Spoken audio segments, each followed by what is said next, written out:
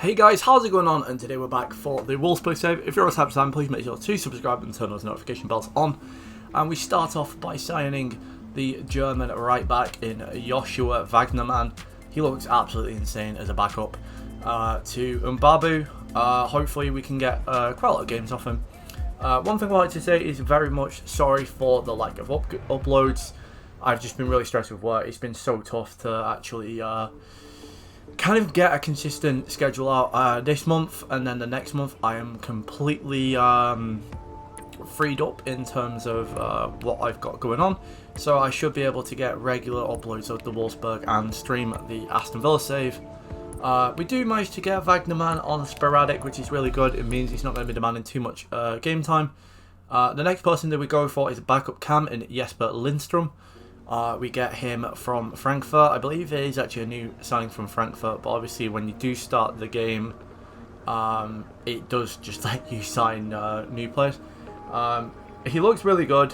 I basically saw him on my Aston Villa save as a recommended player, and I thought to myself, he does look pretty decent, showing great potential, so as a backup, very solid. We do end up paying a little bit more than what I kind of wanted to pay for him, in all fairness, but again we get him on a sporadic we get him on a sporadic deal. He did want a release clause, but I kind of didn't really want to. I tried to keep my young prospects as in the I don't know how you'd say it, in the squad as possible for as long as, but I said that horribly. So we do go through and we do spend the money we did get from selling Weghorst. As well as that, we did actually manage to shift on a couple of other people. Generated about, as you said there, about 70. I mean, it probably came to around 90 overall if I put the wages right. But we do go in for Carlos Soler first. A very, very solid midfielder. I used him on Ultimate Team. I love him so much, and I thought Arnold and Schlager are too similar, so I needed like a different person in that midfield to sit. And Soler was that person. I think that he's a very good person to have in. He did want a release clause in, but 140 million. I don't really think many people would be complaining at getting something that substantial throughout the save. And then the next person we did do go ahead and go for is Olivier Bascagli. A bit of a fallen wonder kid. Went to PSV, kind of revitalised himself. But I brought him in basically because John Brooks just wasn't really, he just looks terrible. Is the only real way that I can kind of phrase it. He just looked terrible. So I scouted and came across Bascagli. He doesn't want much in terms of wages. He wanted to be on unimportant, which is I think it's a bit of a bug so far, because obviously it's clearly not going to be first team, but they still demand it. I've had it in my Aston Villa save. But he does come in, and we go into the very first game against VfL Bochum. We I believe, just changed the kits.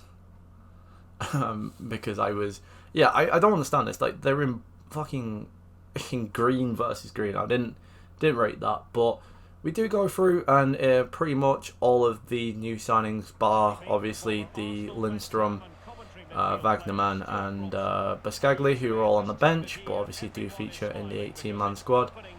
So early doors in the game, we do go through on goal, and Kevin and Babu absolutely rifles home to make it 1-0. Very, very solid stuff.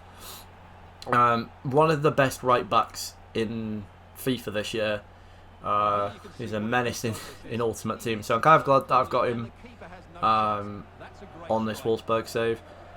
He's been solid as anything so far, and hopefully with some very good training, we can make him even more solid, especially with those defensive stats. He's a very offensive right back, so it would be very good just to get those stats up in the defense, so he's just a bit more solid when we come up against the likes of Bayern and Dortmund, obviously, who more so carry a threat coming forward comparatively to quite a lot of the Bundesliga. An absolutely beautiful ball there into Lucas Nemecha, who calmly slots home to make it 2-0 after just 8 minutes. I was in dreamland when that goal went in. I'm like, 2-0, this is going to be a rout, this. But as you'll see throughout the game, it genuinely was such a end-to-end game. It's kind of annoying that like I can't show the entirety of this game.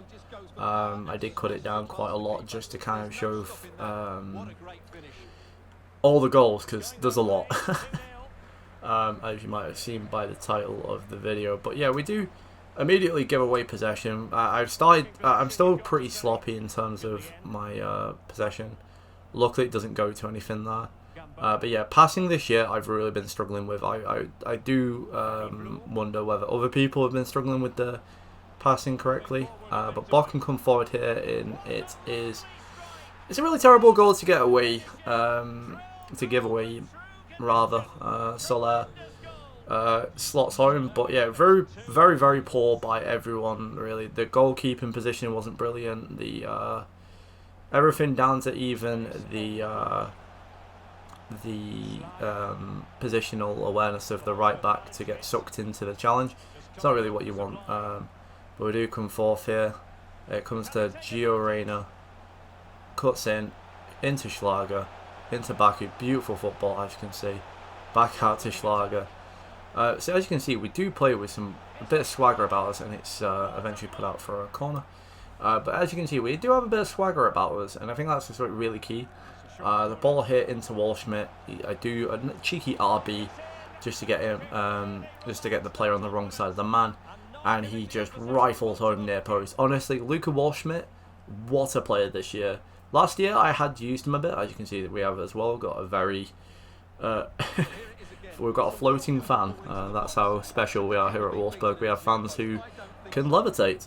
But yeah, so he's so good this year, and I don't know whether it's going to get patched, which I assume will, and like bigger strikers are going to become useless again. But he really does play really well, Waldschmidt. Same with Luca Bacchio. I mean, Luca Bacchio isn't the quickest, but whenever he plays, he is really good. But unfortunately, just on half-time, we do concede.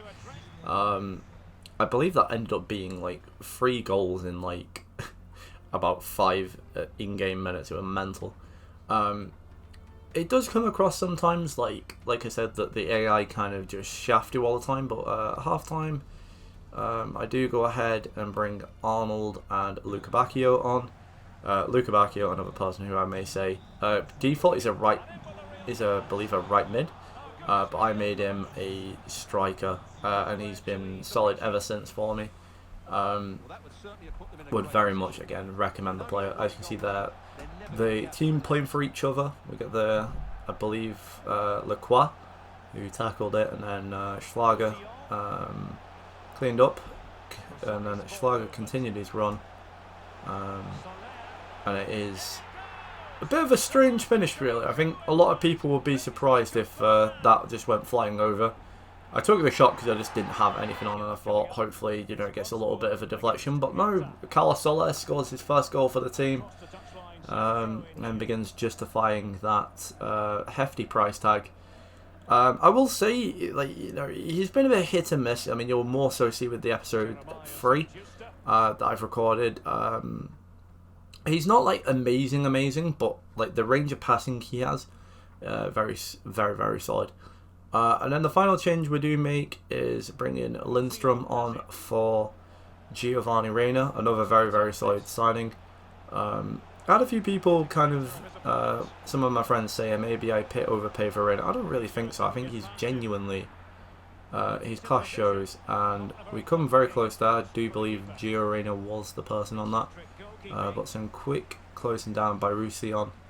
A very interesting pass indeed. There, I do believe this is as you can see though, Roussillon massively out of position. Really not what you want. They carry on forward into that striker again, and he pretty much 3 shots, 3 goals by him. I've seen it quite a lot this year, and I don't like it. I don't like the fact that like that's a thing where it's like strikers, no matter how poor, can just do that. And then finally, Luca Bacchio gets played through and seals the deal in what was a very solid game. We ended up coming out 5-3 victors in the end. I will be uploading episode 3 where we do a bit more of the league. But yeah, until next time, I will catch you all on the flip side.